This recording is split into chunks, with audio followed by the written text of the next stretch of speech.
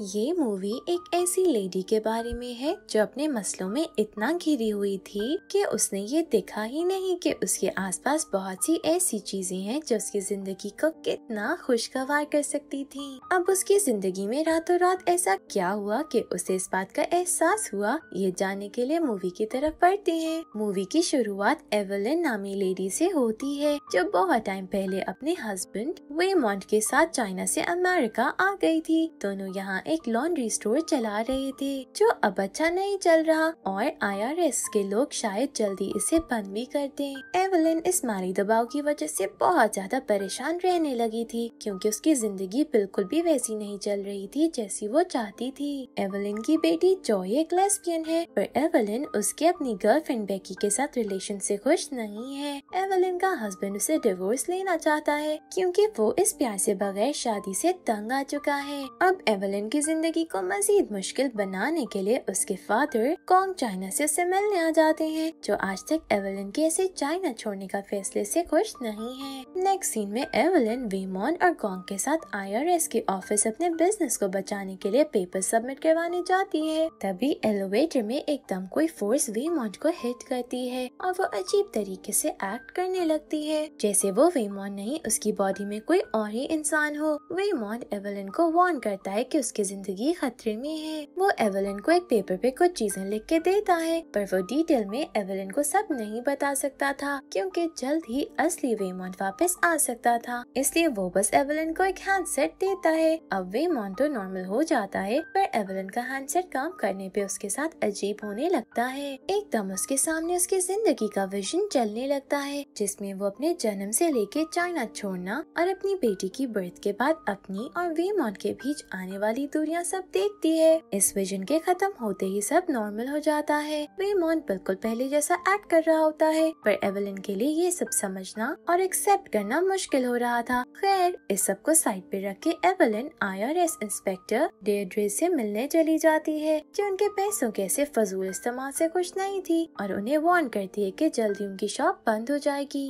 पर इस सब के बारे में फिक्रमंद होने के बजाय एवलिन तो बस एलिवेटर में होने वाले हादसे के बारे में सोच रही थी। तभी उसे उस पेपर का ख्याल आता है जो उसे उस अजीब वेमॉन्ट ने दिया था। एवलिन उस पेपर पे लिखी इंस्ट्रक्शंस को फॉलो करते हुए अपने शूज को उल्टे पाँव में पहनती है, फिर खुद को काम करते हुए एक रूम में इमेजिन करती है। ऐसा करते ही उसकी पूरी जिंदगी उलट पुलट हो जाती है। वो वहीं बैठे हुए खुद को किसी और रूम में फील कर पा रही थी, यानी वो एक टाइम में दो जगह पे मौजूद थी और वहाँ उसके साथ एक अलग वेमॉन्ट भी था। ऐसे जैसे बैठे बैठे उसके पास कोई जादुई शक्तियाँ आ गई हों। वहाँ वो दूसरा वेमॉन्ट एवलिन को सब एक्सप्लेन करता है और बताता है कि इस दुनिया में सिर्फ एक यूनिवर्स नहीं बल्कि बहुत सी यूनिवर्स हैं जिन्हें मल्टी यूनिवर्स कहा जाता है। इंसान की चॉइसेस की वजह से हर बारी एक अलग यूनिवर्स बन जाता है जहाँ वो इंसान अपनी उन चॉइसेस के साथ जिंदगी गुजारता है और हर यूनिवर्स पे वो एक बिल्कुल अलग इंसान यहाँ तक के क्रीचर भी हो सकता है। अब ये वाला वेमॉन्ट अल्फा यूनिवर्स से आया है जो एवलिन को बताता है कि अल्फा यूनिवर्स को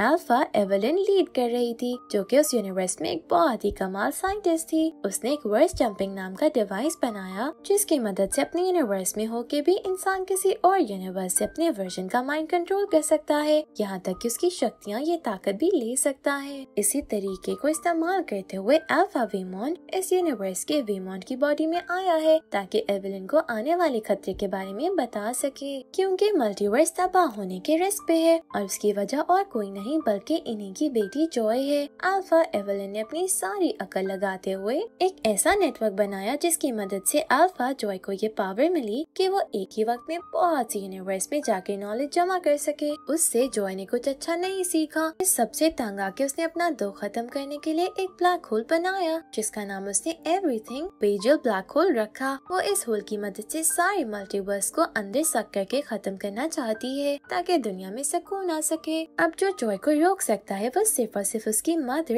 एवलिन है। यही वजह है कि जॉय अलग अलग यूनिवर्स में जाके अपनी मदर को मार रही है ताकि अपने मिशन को पूरा करने से उसे कोई ना रोक सके। इस सब में वो बहुत हद तक कामयाब भी हो चुकी है क्योंकि उसने अर्थ के अलावा सारे यूनिवर्स से एवलिन को मार डाला है और अब वो यहाँ आके अपनी आखिरी खतरे को खत्म करना चाहती है। इसीलिए उससे पहले अल्फा वेमॉन्ट ने आके एवलिन को वार्न कर दिया। इस यूनिवर्स की एवलिन ने अभी तक जिंदगी में कुछ भी नहीं किया जैसे कि उसके वर्जन्स ने दूसरे यूनिवर्स में किया है। ये एवेलिन सबसे सैड और नाकामयाब है। यही वजह है कि वेमॉन्ट को लगता है यही जॉय को रोक के मल्टीवर्स को बचा सकती है। अल्फा जॉय किसी भी बड़े विलन से कम नहीं और वो अपने बहुत से सोल्जर एवेलिन को मारने के लिए भेज चुकी है। इसीलिए वेमॉन्ट एवेलिन को फौरन लड़ाई सीखने को कहता है। एवेलिन का कोई वर्जन किसी यूनिवर्स में कराटे मास्टर भी है। अब बस एवेलिन को ये करना है कि उससे कनेक्ट हो जाए, तब वो फौरन कराटे करना सीख लेगी। जॉय के सोल्जर्स इन लोगों पे हमला कर देते हैं। वेमॉन्ट एवेलिन को बचाने के लिए उनसे लड़ाई शुरू कर देता है और उन्हें टक्कर का कंपटीशन देने की कोशिश करता है। उसकी मदद के लिए IRS इंस्पेक्टर डेड्रे भी अल्फा यूनिवर्स से कनेक्ट करके आ जाती है। सीन्स एवेलिन पे शिफ्ट हो जाते हैं, जो कराटे एक्सपर्ट एवेलिन को ढूंढने के लिए दूसरे यूनिवर्स से कनेक्ट करने की कोशिश करती है। इस तलाश में वो गलती से दूसरे यूनिवर्स में पहुंच के देखती है कि फ्यूचर में वो और वेमॉन्ट डिवोर्स लेने वाली हैं। पर इस सब की वजह से सैड होने के बजाय वो वापस कराटे एक्सपर्ट वेमॉन्ट को ढूंढने लगती है। आखिर उस यूनिवर्स में पहुंच जाती है, जहाँ उसे पता चलता है कि वो कराटे एक्सपर्ट तब बनी जब उसने वेमॉन्ट के साथ चाइना छोड़ के जाने से इनकार कर दिया। उसके बाद उसने ट्रेनिंग शुरू की। बस यही नहीं, वो एक कमाल एक्ट्रेस बन के बहुत फेमस भी हो गई। एवेलिन को तो यकीन ही नहीं आया कि एक फैसला इंसान की जिंदगी को कहां से कहां ले जाता है। कुछ लम्हों के लिए उस आइडियल जिंदगी को जी के वो कराटे की सारी टेक्निक सीख के वापस अपने यूनिवर्स में आती है, जहाँ उस पे जॉय का एक सोल्जर हमला कर देता है।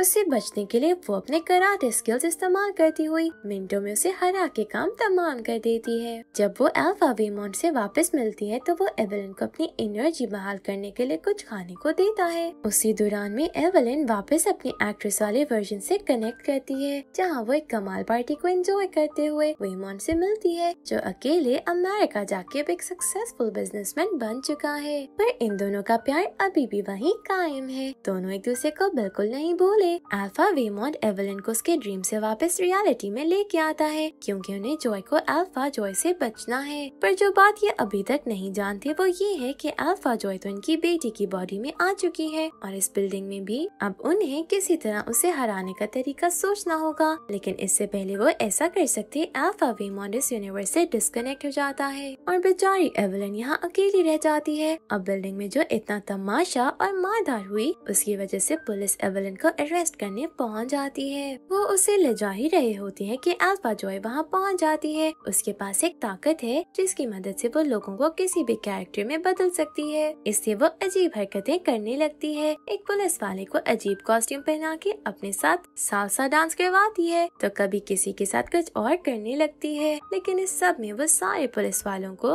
रास्ते से हटा के अब एवेलिन की तरफ बढ़ जाती है। वो एवेलिन को मारने ही वाली होती है कि एवेलिन किसी तरह दूसरे यूनिवर्स में पहुंचती है ताकि मजीद फाइटिंग स्किल्स सीख सके। पर गलती से वो एक ऐसे यूनिवर्स में चली जाती है जहां लोगों की उंगलियों की जगह हॉट डॉग्स हैं। इस यूनिवर्स में वो डेड्रे के साथ लेस्बियन रिलेशन में है और अजीब बात ये है कि दोनों को ऐसी मूवीज देखने का शौक है जिसमें लोग एक दूसरे के फिंगर्स को खा रहे हों। इस चक्कर में वो बस एक अलग यूनिवर्स में अजीब एक्सपीरियंस करती कोई फाइटिंग स्किल्स नहीं सीख पाती। पर जनाब, अब कुछ बात ऐसी है कि मूवी की हीरोइन को थोड़ी कुछ हो सकता है, इसलिए उसका हीरो आखिरी मोमेंट पे एक मजेदार सी एंट्री देते हुए अपनी हीरोइन को विलन से बचाते हुए भाग निकलता है, जिसके बाद एकदम से सारे अल्फाज गायब हो जाते हैं और एवेलिन अकेली रह जाती है। वो वेमॉन्ट और जॉय को सारी चीजें समझाने की कोशिश भी करती है, पर उन दोनों को कुछ याद नहीं था। इससे वो सिर्फ एवेलिन की बातों को मजाक समझते हुए ये सोचते हैं कि टेंशन की वजह से एवेलिन के दिमाग पे असर होने लगा है। वहीं सीन्स अल्फा जॉय पे शिफ्ट होते हैं, जो अपने बुरे कामों से रुकी नहीं थी और लोगों के दिमाग खराब करते हुए अपनी सोल्जर्स की टीम भरने में मसरूफ थी। वो इन सोल्जर्स की मदद से एवेलिन की फैमिली पे हमला करवाती है, पर इस बार एवेलिन से डरने के बजाय लड़ने के तरीके ढूंढने के लिए, हर तरह की नॉलेज जमा करने के लिए, अपने मुख्तलिफ वर्जन से मिलने के लिए अलग अलग यूनिवर्स में जाती है। इसी दौरान में वो खुद को एक blind woman, singer, cook, actress, street dancer, यहाँ तक के स्टोन बना भी देखती है, क्योंकि लाखों के हिसाब से यूनिवर्स है और हर यूनिवर्स पे अलग एवेलिन है जो कि एक अलग एक्सपीरियंस के साथ मौजूद है।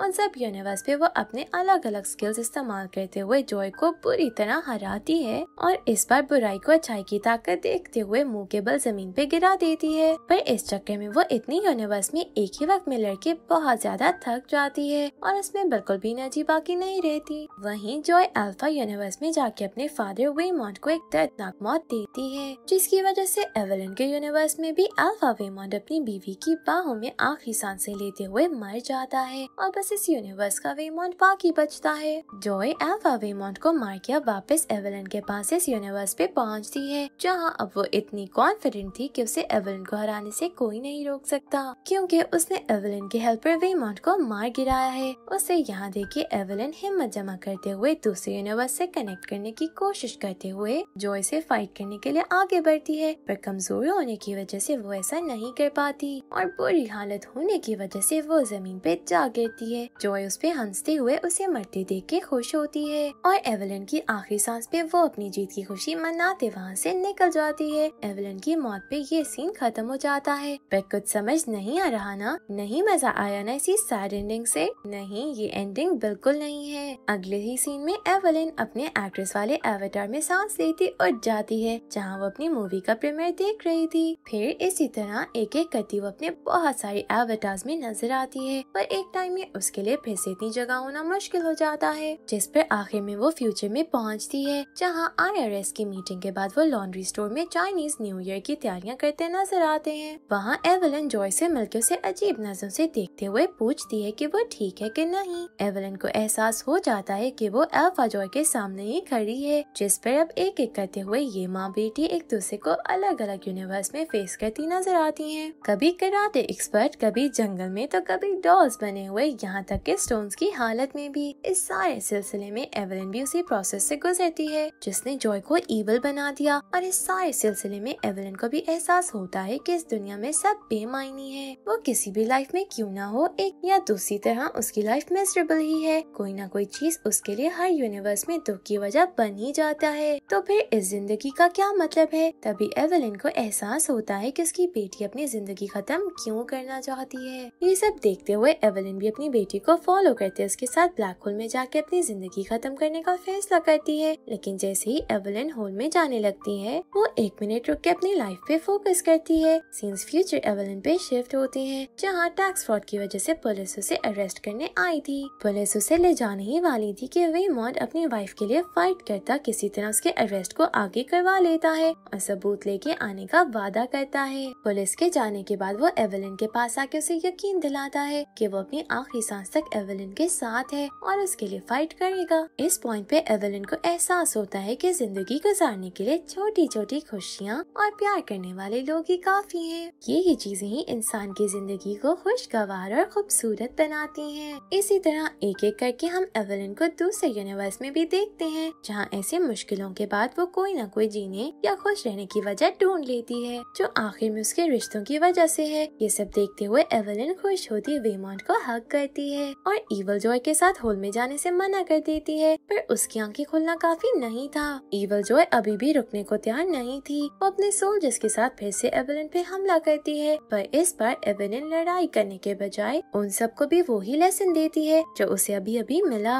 ये देखते हुए वो सभी अपनी जिंदगी का मकसद समझते हुए जॉय की साइड छोड़ के जिंदगी की तरफ वापस लौट आते हैं। पर जॉय सबसे खुश नहीं थी। वो अकेले ही आगे बढ़ के अपनी जिंदगी को खत्म करने ब्लैक होल में जाने लगती है। तभी सीन एक और यूनिवर्स पे शिफ्ट होते हैं, जहाँ एवेलिन जॉय की गर्लफ्रेंड के डैड से मिलते हुए अपनी बेटी के रिलेशन को एक्सेप्ट करती उसके साथ अपने रिश्ते को सही कर लेती है। जिसके बाद सीन्स वापस होल में जाती जॉय पे शिफ्ट होते हैं, जो ये सब होते ही थोड़ा नॉर्मल हो जाती है। जिसे फिर एवेलिन, वेमॉन्ट और गोंग आगे बढ़ के जैसे तैसे होल में जाने से रोक लेते हैं। सीन्स एक वीक बाद पे शिफ्ट होते हैं, जहाँ सारी फैमिली IRS ऑफिस में अपने पेपर्स जमा करवाने आते हैं। वहाँ जॉय की गर्लफ्रेंड भी साथ होती है, जिसे एवेलिन खुले दिल से एक्सेप्ट कर लेती है। एवेलिन और वेमॉन्ट भी अपने रिश्ते और प्यार को समझते हुए अपने डिवोर्स लेने का ख्याल दिल से निकाल देते हैं। अब एवेलिन वेमॉन्ट की इज्जत करती है और उसकी बात को सुनते हुए समझने की कोशिश भी करती है। अब सब अच्छा हो रहा था तो IRS कुछ गलत कैसे कर सकती थी, इसे वो भी उन पे लगे सारे इल्जाम खत्म कर देती है। जिसके बाद ये लोग जिंदगी में एक नई शुरुआत लेते हुए जिंदगी और रिश्तों को समझते पुरसुकून लाइफ गुजारने लगते हैं। इसी के साथ मूवी एंड हो जाती है। इस मूवी की मदद से राइटर हमें रिश्तों की अहमियत बताना चाह रहा है, जो हम अपनी बिजी रूटीन और पैसे कमाने की रेस के पीछे बिल्कुल ही भूल चुके हैं। जिंदगी की असल खुशी पैसे या लग्जूरियस लाइफ में नहीं, बल्कि अपनों के साथ मिलके खुश रहने से है और एक एक पल को एंजॉय करने में है। उन्हें उनकी जिंदगी के फैसले खुद करते हुए आगे बढ़ते देख के उनके लिए खुश होने में है। आई होप आपको वीडियो और ये लेसन पसंद आया हो। Thank you for watching.